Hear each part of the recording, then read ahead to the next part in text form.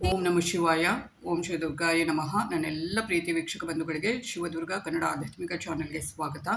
ಹಾಗೆಯೇ ವರಮಹಾಲಕ್ಷ್ಮಿ ಹಬ್ಬದ ಹಾರ್ದಿಕ ಶುಭಾಶಯಗಳು ಮತ್ತು ಆ ಅಮ್ಮನ ಆಶೀರ್ವಾದ ಸದಾ ನಿಮ್ಮ ಮೇಲೆ ಇರಲಿ ಅಂತ ಹೇಳ್ತಾ, ಈ ಚಾನಲನ್ನು ನೀವು ಮೊದಲಾಗಿ ನೋಡ್ತಾ ಇದ್ದರೆ ಸಬ್ಸ್ಕ್ರೈಬ್ ಮಾಡಿ, ಹಾಗೆಯೇ ಲೈಕ್, ಕಮೆಂಟ್, ಶೇರ್ ಮಾಡಿ. ಹಾಗೆಯೇ ಕಮೆಂಟ್ ಅಂದರೆ ನಾನೀಗ ಏನು ಈ ವಿಷಯದ ಬಗ್ಗೆ ಮಾತಾಡ್ತೀನಿ ಅದು ನಿಮಗೂ ಅನುಭವ ಆಗಿದೆ ಅಂದರೆ ಖಂಡಿತವಾಗ್ಲೂ ನೀವು ಕೂಡ ಕಮೆಂಟ್ ಬಾಕ್ಸ್ ಮೂಲಕ ಅದನ್ನು ಹಂಚ್ಕೋಬಹುದು. ನಾನು ಅದಕ್ಕೆ ಖಂಡಿತವಾಗ್ಲೂ ರಿಪ್ಲೈ ಮಾಡೇ ಮಾಡ್ತೀನಿ ಅಂತ ಹೇಳ್ತಾ, ಇವತ್ತಿನ ಈಗಾಗಲೇ ತಮ್ಮನೇಲಲ್ಲಿ ಗೊತ್ತಾಗಿರ್ಬೋದು ನಿಮಗೆ, ಎಲ್ಲರೂ ಕೈ ಬಿಟ್ಟಾಗ ದೇವರು ಕೈ ಬಿಡುತ್ತಾರಾ ಅಂದರೆ ಎಲ್ಲರೂ ಅಂದರೆ ಎಲ್ಲರೂ ಅಂತ ಹೇಳೋದಿಲ್ಲ. ಯಾಕಂದರೆ ಕೆಲವರು ಏನಿರ್ತಾರೆ, ನಾವು ಯಾರಿಗೆ ಅತಿಯಾಗಿ ಪ್ರೀತಿ ಮಾಡ್ತೀವಿ, ಅತಿಯಾಗಿ ನಂಬಿಕೆ ಇಡ್ತೀವಿ, ವಿಶ್ವಾಸವಿಡ್ತೀವಿ, ಎಲ್ಲವನ್ನ ದಾರಿ ಎರೀತೀವಿ, ಅವರು ಯಾರೂ ನಮ್ಮ ಕಷ್ಟಕ್ಕೆ ಬರೋದಿಲ್ಲ. ನಮಗೆ ಅವರಿಂದ ಸಿಗೋದೇನು ಗೊತ್ತಾ, ಒಂದು ಲೋಡಷ್ಟು ನೋವು, ಕಣ್ಣೀರು, ಹತಾಶೆ ಮಾತ್ರ.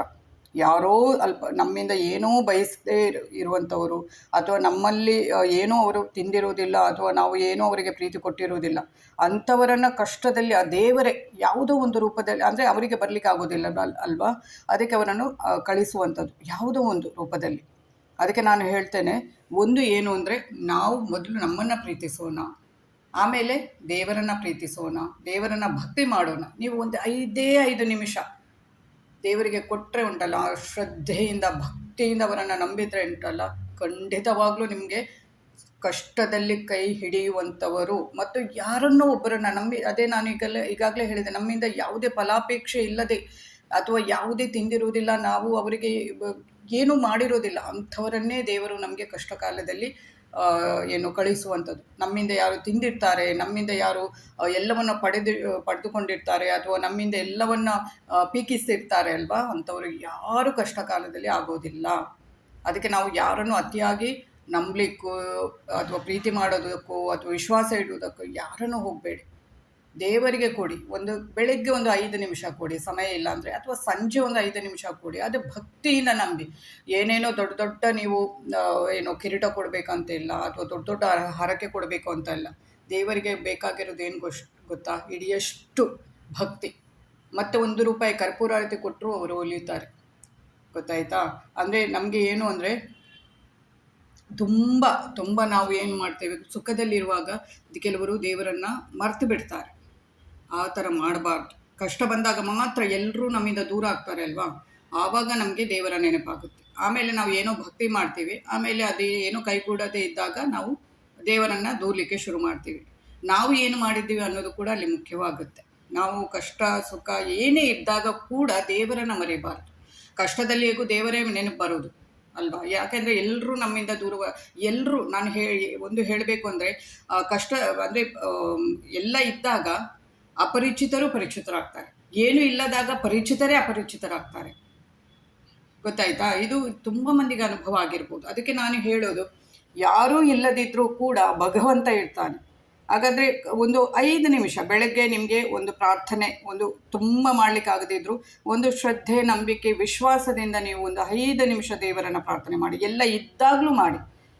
ಆವಾಗಲೇ ನೀವು ಕಷ್ಟದಲ್ಲಿರುವಾಗ ದೇವರು ಬೇಗ ಕೈ ಹಿಡಿಯುವಂಥದ್ದು. 4 ಕಷ್ಟ ಬಂದಾಗ ಏನಿರುತ್ತೆ, ಸುತ್ತಲೂ ಗಾಢ ಅಂಧಕಾರ ನಮಗೆ ಕವಿದಿರುತ್ತೆ, ಯಾರೂ ಇರೋದಿಲ್ಲ. ನಾವು ಸುಖದಲ್ಲಿ ಯಾರನ್ನು ನಂಬಿರ್ತೀವಿ, ಅಥವಾ ಯಾರನ್ನು ಪ್ರೀತಿಸ್ತಾ ಇರ್ತೀವಿ, ಅಥವಾ ಯಾರ ಮೇಲೆ ನಾವು ಹೆಚ್ಚು ವಿಶ್ವಾಸ ಇಟ್ಟಿರ್ತೀವಿ, ಯಾರಿಗೆ ನಾವು ತಿನ್ನಿಸಿರ್ತೀವಿ, ಅವರು ಯಾರೂ ಬರಲ್ಲ. ಆಡ್ಕೊಳ್ತಾರೆ, ಆಯಿತಾ. ನಮ್ಮನ್ನೇ ಆಡ್ಕೊಳ್ಳೋಕ್ಕೆ ಶುರು ಮಾಡ್ತಾರೆ. ನಮ್ಮ ಎದುರಲ್ಲೂ ಆಡ್ಕೊಳ್ತಾರೆ, ಹಿಂದಿನಿಂದಲೂ ಆಡ್ಕೊಳ್ತಾರೆ, ಆಯಿತಾ. ಅದಕ್ಕೆ ಭಗವಂತ ಮಾತ್ರ ಯಾವ ಒಂದು ಸುಖದಲ್ಲಿ ನೀವು ಇಂತಿಷ್ಟು ಅಂತ ಸಮಯ ಅವರಿಗೆ ಮೀಸಲಿಟ್ಟರೆ ಖಂಡಿತವಾಗ್ಲೂ ಅದರ ಒಂದು ಫಲಿತಾಂಶ ಇರುತ್ತೆ ಅಲ್ವಾ, ಅದು ದೊಡ್ಡ ಮಟ್ಟದಲ್ಲಿರುತ್ತೆ ನಮ್ಮ ಕಷ್ಟದ ಸಮಯದಲ್ಲಿ, ಆಯಿತಾ. ಒಂದು ಏನಿರ್ತಾರೆ, ಗಾಢಾಂಧಕಾರ, ನಾನು ಈಗಾಗಲೇ ಹೇಳಿದೆ, ಇಡೀ ಸುತ್ತ ಕತ್ತಲೆ, ಎಲ್ಲಿ ಹೋಗಬೇಕು, ಎಲ್ಲಿ ಬರಬೇಕು, ಬರೀ ಕಣ್ಣೀರು ಹಾಕ್ಕೊಂಡು, ಬರೀ ನೋವು ಪಡ್ಕೊಂಡು ಆ ಕಷ್ಟದಲ್ಲಿ ಇರ್ತೀವಿ ಅಲ್ವಾ. ನಾವು ಮನುಷ್ಯ ಅಂದಮೇಲೆ ಕಷ್ಟ, ದುಃಖ, ಸುಖ ಅದೆಲ್ಲ ಇದ್ದಿದೆ. ಬರೀ ಸುಖದಲ್ಲಿ ಇರಲಿಕ್ಕೂ ಆಗೋದಿಲ್ಲ, ಬರೀ ಕಷ್ಟದಲ್ಲೂ ಇರಲಿಕ್ಕೂ ಆಗೋದಿಲ್ಲ. ಎರಡೂ ಇದ್ರೇ ಅದು ನಮ್ಮ ಜೀವನ.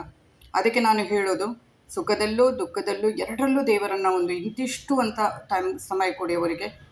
ಏನು ನಾನು ಹೇಳಿದೆ, 24 ಗಂಟೆನೂ ಸ್ಮರಣೆ ಮಾಡಬೇಕು ಅಂತ ಇಲ್ಲ. ಅಥವಾ ನಿಮಗೆ ಸಮಯ ಇಲ್ವೋ, ನೀವು ಹೋಗ್ತಾ ಬರ್ತಾ ಇರುವಾಗಲೂ ಮನಸ್ಸಿನಲ್ಲೂ ದೇವರನ್ನು ಪ್ರಾರ್ಥನೆ ಮಾಡ್ಬೋದು, ಅವರ ನಾಮಸ್ಮರಣೆ ಮಾಡ್ಬೋದು, ಆಯಿತಾ?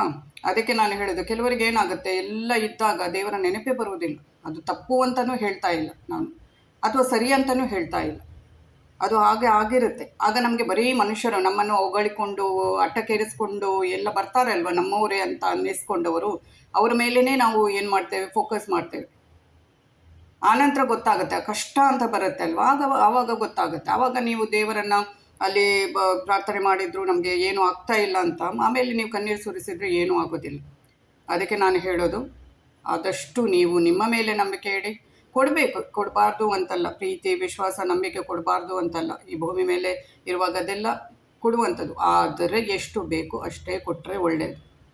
ದೇವರು ನಮಗೆ ಒಂದು ಮರಳುಗಾಡಿನಲ್ಲಿ ಸುತ್ತಲೂ ಬರೀ ಮರಳು ಮರಳು ಮರಳು ಮರಳು ಮರಳು ಅಂತ ಕಾಣ್ತಾ ಇರುವಾಗ ಎಲ್ಲೋ ಒಂದು ಓಯಸಿಸ್ ಥರ ಆ ಥರ ಒಂದು ಯಾವುದೋ ಒಂದು ಮನುಷ್ಯರ ರೂಪದಲ್ಲಿ ಅವರಿಗೆ ಬರಲಿಕ್ಕೆ ಆಗೋದಿಲ್ಲ ಅಲ್ವಾ, ಅವರನ್ನು ನಾವು ಭಕ್ತಿ ಮಾಡಿದ್ದೇವಲ್ವಾ, ಅದಕ್ಕೆ ಯಾವುದೋ ಒಂದು ಮನುಷ್ಯರು ನಮಗೆ ಗೊತ್ತೇ ಇರುವುದಿಲ್ಲ ಆ ಮನುಷ್ಯರು ಯಾರು ಅಂತ, ಅಪರಿಚಿತರೇ ಆಗ್ತಾರೆ. ನಾನು ಹೇಳಿದಲ್ಲ, ಅಪರಿಚಿತರು ಪರಿಚಿತರಾಗ್ತಾರೆ ಇದ್ದಾಗ ಅಂತ.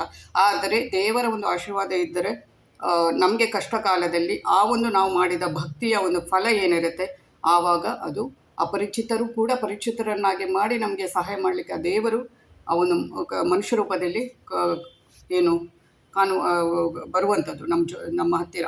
ನಮ್ಮ ಅಟ್ಲೀಸ್ಟ್ ನಮ್ಮ ಕಷ್ಟಗಳನ್ನಾದರೂ ಕೇಳಿ ಅದಕ್ಕೆ ತಕ್ಕಾಗಿ ಏನು ಬೇಕು, ಯಾವ ಥರ ಬದುಕಬೇಕು, ಯಾವ ಥರ ಜೀವನವನ್ನು ಮಾಡಬೇಕು, ಯಾವ ಥರ ಕಣ್ಣೀರಿಂದ ಅಥವಾ ಸಮಸ್ಯೆಗಳಿಂದ ಹೊರಬರಬೇಕು ಅನ್ನೋದನ್ನು ಕೂಡ ಅವರು ಅದಕ್ಕೆ ಖಂಡಿತವಾಗಲೂ ಆ ದೇವರು ತೋರಿಸ್ತಾರೆ.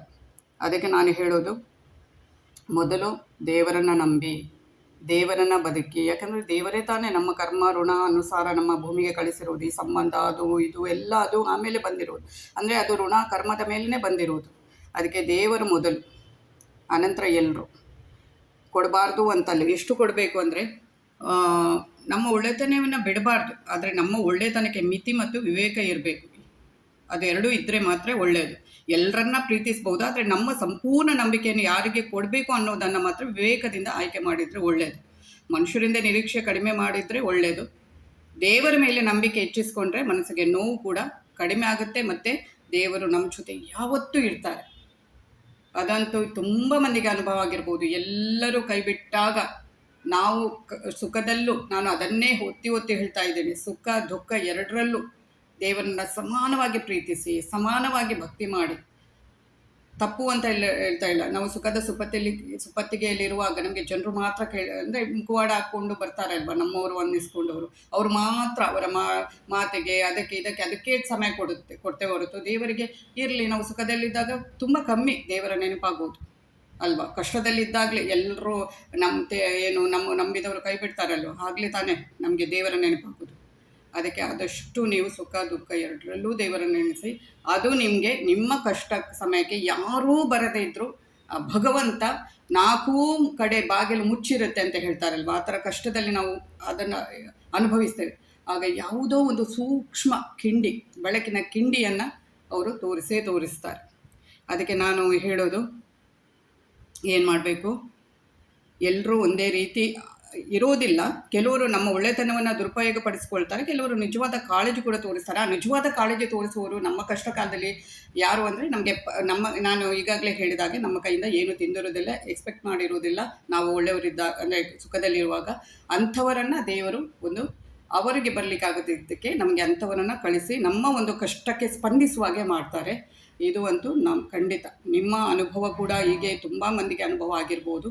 ಖಂಡಿತವಾಗ್ಲೂ ಹಾಗೇನಾದಿದ್ದರೆ ಇದನ್ನು ನೀವು ಕಮೆಂಟ್ ಬಾಕ್ಸ್ ಮೂಲಕ ತಿಳಿಸ್ಬೋದು ನನಗೆ. ನಾನು ಅದಕ್ಕೆ ರಿಪ್ಲೈ ಮಾಡ್ತೀನಿ ಅಂತ ಹೇಳ್ತಾ ಇದು ಇವತ್ತಿನ ವಿಡಿಯೋ ಆಗಿರುತ್ತೆ. ಧನ್ಯವಾದಗಳು.